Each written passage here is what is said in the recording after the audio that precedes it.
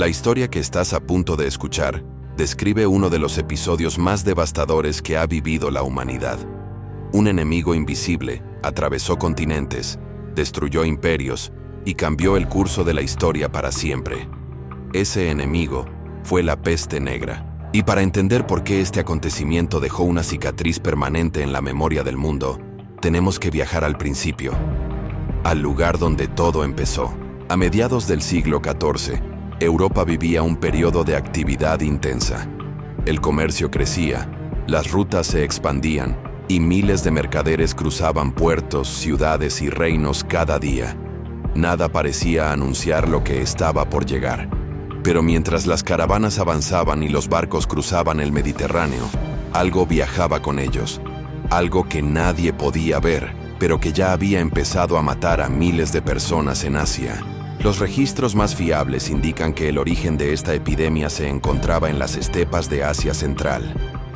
Allí, comunidades enteras comenzaron a enfermar sin explicación. Los síntomas eran violentos, rápidos y letales. Nadie sabía qué estaba ocurriendo. Las crónicas hablan de fiebres repentinas, vómitos, manchas negras bajo la piel y muerte en cuestión de días. Los supervivientes apenas podían enterrar a sus muertos. Desde Asia, la enfermedad viajó a través de caravanas comerciales que atravesaban la ruta de la seda. Mercaderes infectados, animales portadores y objetos contaminados se movían sin control. Nadie era consciente de que estaban transportando el mayor desastre demográfico de la historia. Las ciudades que encontraban en el camino quedaban marcadas por el miedo. Primero aparecía un enfermo, después otro, luego decenas.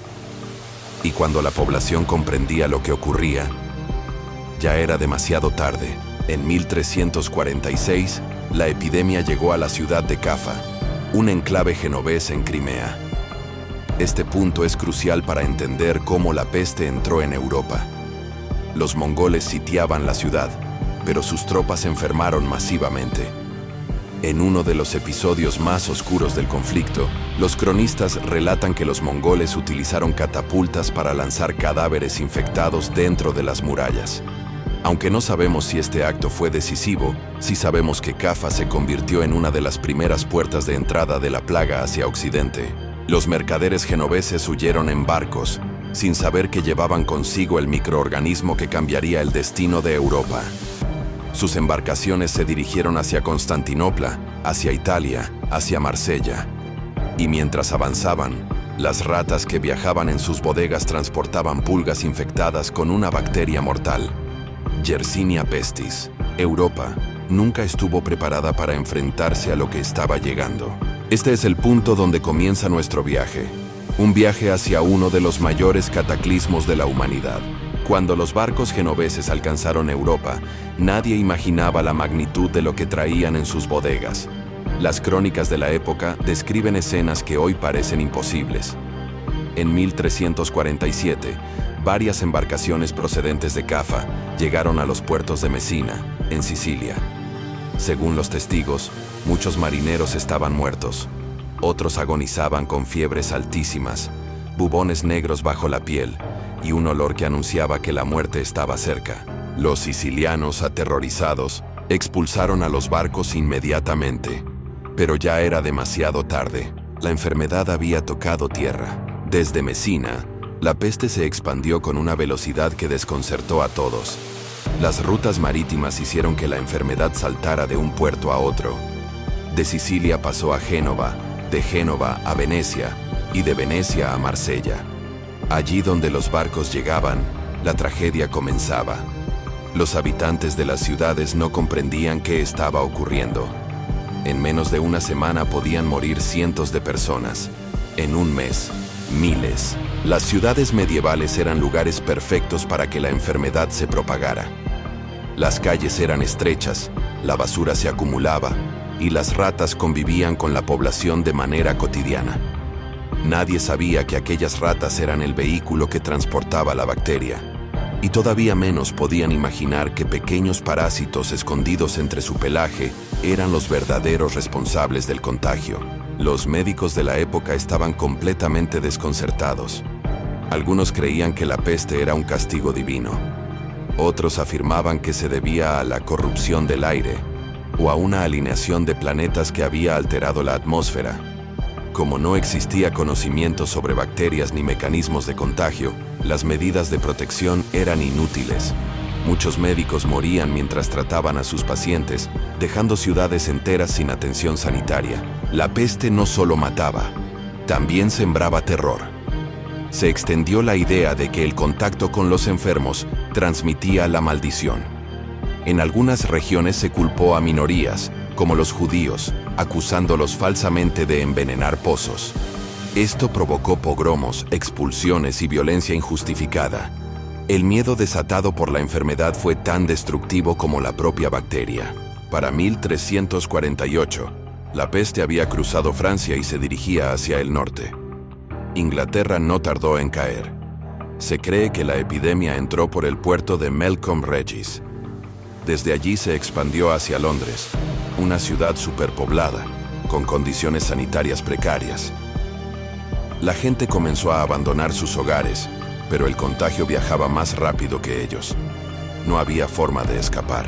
En muchos lugares, los cementerios colapsaron. Las fosas comunes se convirtieron en la única solución. Monasterios enteros quedaron vacíos. En algunas aldeas, todos los habitantes murieron. La peste parecía moverse como un incendio que consumía todo a su paso, dejando un silencio inquietante tras su avance. Pero lo más aterrador estaba por llegar. La enfermedad todavía tenía que alcanzar el corazón del continente, el Sacro Imperio Romano Germánico. Y cuando lo hiciera, Europa viviría el punto más oscuro de la pandemia. A mediados de 1348, la peste negra entró en pleno en el Sacro Imperio Romano Germánico. Lo que ocurrió entonces fue, según muchos historiadores, el punto más extremo de devastación. Las grandes ciudades, que funcionaban como centros comerciales y políticos, se transformaron en escenarios de terror absoluto. Nuremberg, Estrasburgo, Basilea, Colonia, todas cayeron una tras otra, como si hubieran sido golpeadas por un desastre inevitable. En estas regiones, la densidad de población era mayor que en otros lugares. Las casas estaban construidas muy cerca unas de otras, los mercados se encontraban siempre llenos y las rutas de comercio atraían a miles de viajeros cada semana. Este ambiente era perfecto para que la bacteria se propagara sin control. Los primeros casos solían pasar desapercibidos. Un comerciante enfermo, un niño con fiebre, un viajero que vomitaba y decía estar cansado. Pero en pocos días, la ciudad entera mostraba síntomas idénticos. La llegada de la peste no solo impactaba físicamente, rompía la estructura social y psicológica de las comunidades. Muchas familias decidieron aislarse en sus casas, bloqueando puertas y ventanas. Algunos ciudadanos adinerados escaparon hacia zonas rurales, pero la enfermedad los alcanzó igualmente. No había un lugar seguro. Las autoridades estaban desesperadas. En ciudades como Estrasburgo, se intentaron medidas extremas: prohibir reuniones, quemar ropa de los muertos, expulsar viajeros. Pero nada conseguía detener la propagación. La cifra de muertos aumentaba tan rápido que los registros oficiales dejaron de llevarse. Los enterradores no daban abasto. En algunas regiones se cavaron fosas enormes, capaces de albergar cientos de cuerpos al día.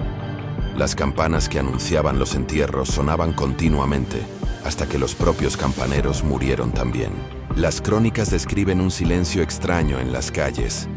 Un silencio que solo se rompía por los lamentos de quienes habían perdido a toda su familia en cuestión de días. Una de las teorías más extendidas en ese momento afirmaba que la peste era consecuencia de un aire corrupto.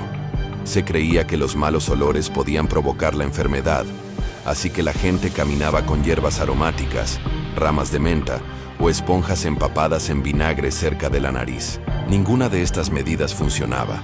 Ninguna atacaba la causa real, la bacteria que viajaba dentro de las pulgas. Mientras tanto, la Iglesia intentaba mantener el control espiritual de la población. Muchos sacerdotes se dedicaban a atender a los enfermos, y por ello, morían en proporción mucho mayor que el resto de la población. Aún así, surgieron grupos que afirmaban que la peste era un juicio divino. Esta idea aumentó la paranoia colectiva y desencadenó reacciones violentas. En algunas ciudades, multitudes enfurecidas atacaron a minorías religiosas, convencidas de que ellos habían provocado la epidemia. Este fue uno de los episodios más trágicos y oscuros asociados a la plaga. Pero incluso en medio de este caos, algo peor aún estaba acercándose. La peste se preparaba para devastar una de las regiones más pobladas y ricas de Europa, el Reino de Castilla y la Corona de Aragón. La península ibérica estaba a punto de enfrentarse a su peor tragedia demográfica. En 1348, mientras el centro de Europa aún intentaba comprender la magnitud del desastre, la peste negra cruzó los Pirineos y se dirigió directamente hacia la península ibérica. Lo que ocurrió allí marcaría para siempre la historia de España y Portugal.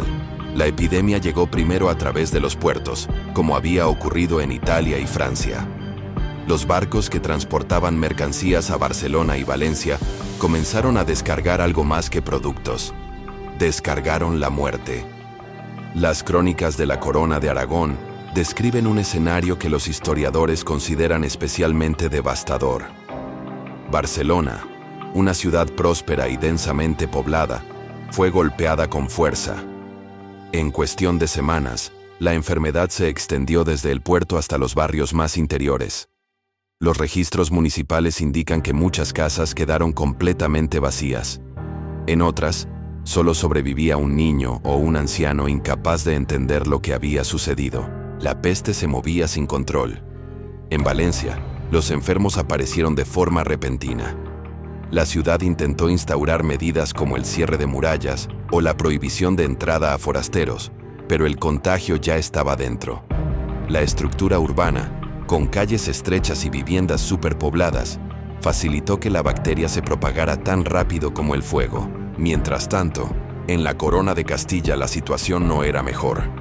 Sevilla, uno de los centros comerciales más importantes del sur, quedó paralizada. Los comerciantes no se atrevían a abrir sus puestos. Las iglesias estaban llenas de gente que rezaba sin descanso, buscando una explicación divina que les diera esperanza.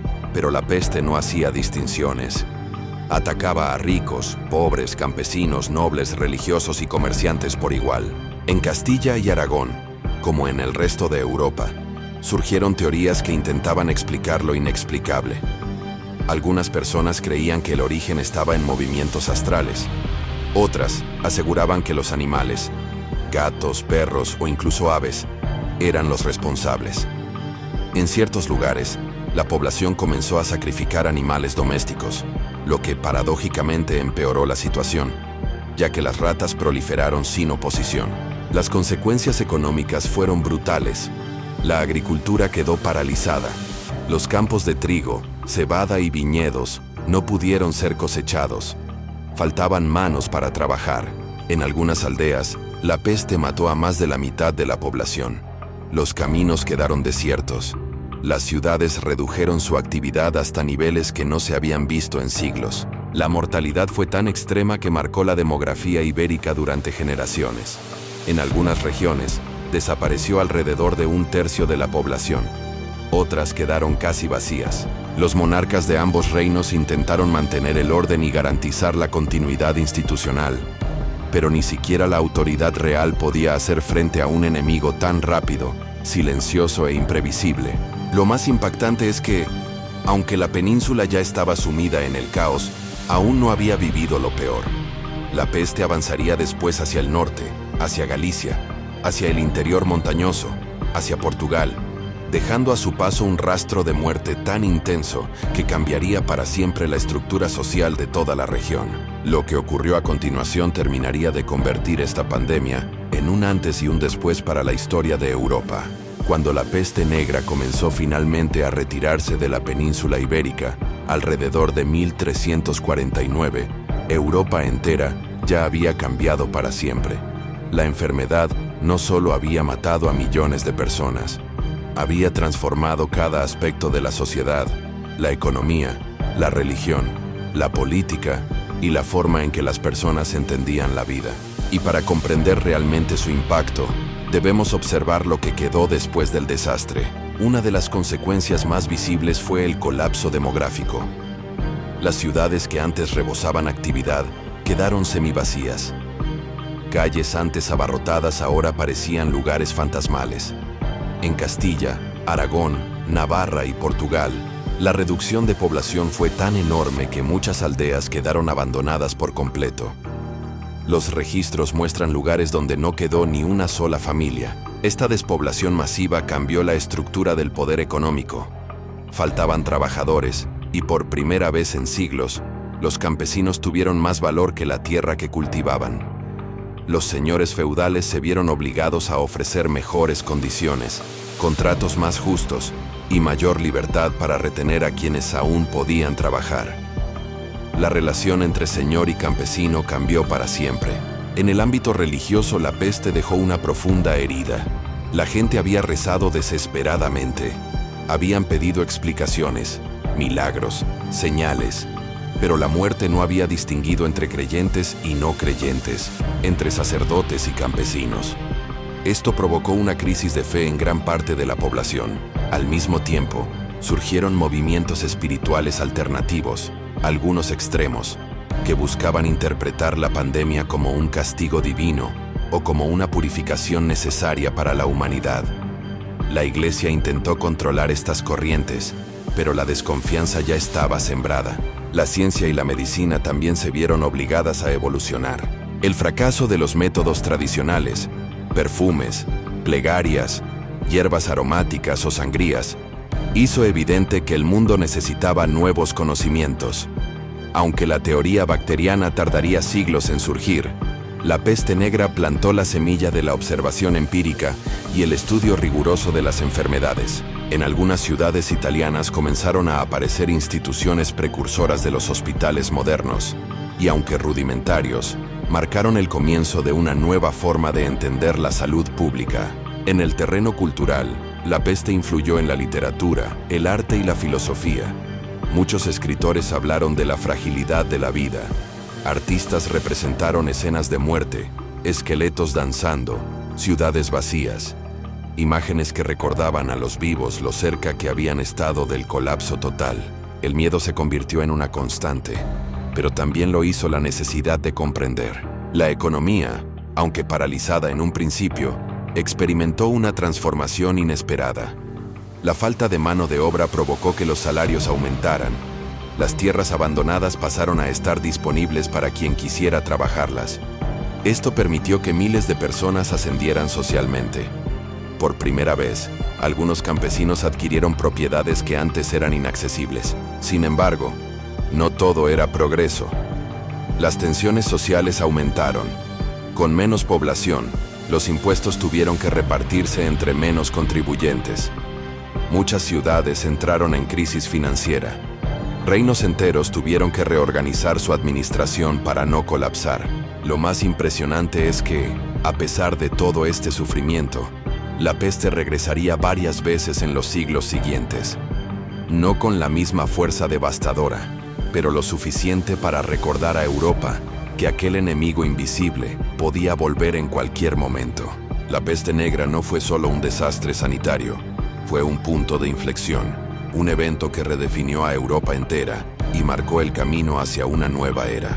Cuando la gran ola de la peste negra finalmente se desvaneció, Europa emergió de la oscuridad profundamente transformada. La pandemia había dejado cicatrices visibles en todas partes: aldeas vacías, cementerios desbordados, campos sin cultivar. Pero también había dejado un legado silencioso, uno que seguiría modelando el mundo durante siglos. Este último capítulo revela las consecuencias ocultas, las que no se ven en los números, pero sí en la historia. La primera gran huella fue demográfica. La pérdida de alrededor de un tercio de la población europea creó un vacío que tardaría generaciones en rellenarse. Esta escasez de mano de obra cambió radicalmente la estructura económica. Las ciudades comenzaron a pagar mejores salarios. Los campesinos, que antes estaban sometidos a sus señores, adquirieron nuevas libertades.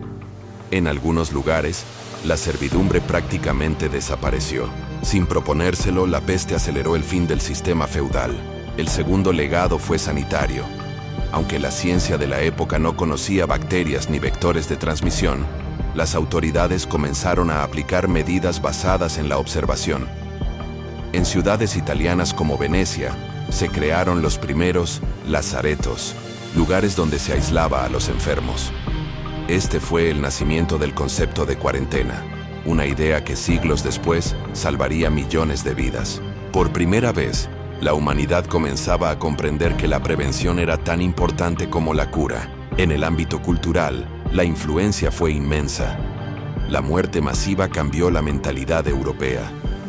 Surgió una obsesión por la representación de la mortalidad en arte y literatura. Los frescos mostraban esqueletos que guiaban a los vivos en danzas macabras. Los escritores reflexionaban sobre la brevedad de la existencia y la fragilidad del ser humano. Esta visión más cruda de la vida allanó el camino hacia nuevas formas de pensamiento que, con el tiempo, desembocarían en el Renacimiento. En la religión, el impacto fue profundo. Muchos fieles se sintieron abandonados ante un desastre tan grande. La confianza en las instituciones religiosas sufrió un golpe del que tardaría siglos en recuperarse. Este clima de cuestionamiento permitió que, más adelante, movimientos reformistas encontraran un terreno fértil. Paradójicamente, la peste debilitó viejas certezas y abrió puertas a nuevas ideas. Europa también modificó su estructura geopolítica. Los territorios más afectados perdieron influencia temporalmente. Otros, menos golpeados, aprovecharon la situación para fortalecerse. Las monarquías consolidaron poder frente a la nobleza debilitada por las pérdidas humanas. En algunos casos, surgieron nuevas élites sociales formadas por comerciantes y artesanos que prosperaron en el vacío dejado por antiguos señores feudales. Uno de los efectos más duraderos fue el impacto psicológico. La peste enseñó a la sociedad medieval que el mundo podía cambiar en cuestión de semanas, que la estabilidad no estaba garantizada, que la vida era impredecible. Este miedo colectivo quedó grabado en la memoria cultural y condicionó la forma en que generaciones futuras entendieron las epidemias, los brotes de violencia y los desastres naturales. Finalmente, la peste negra dejó un mensaje que sigue vigente incluso hoy.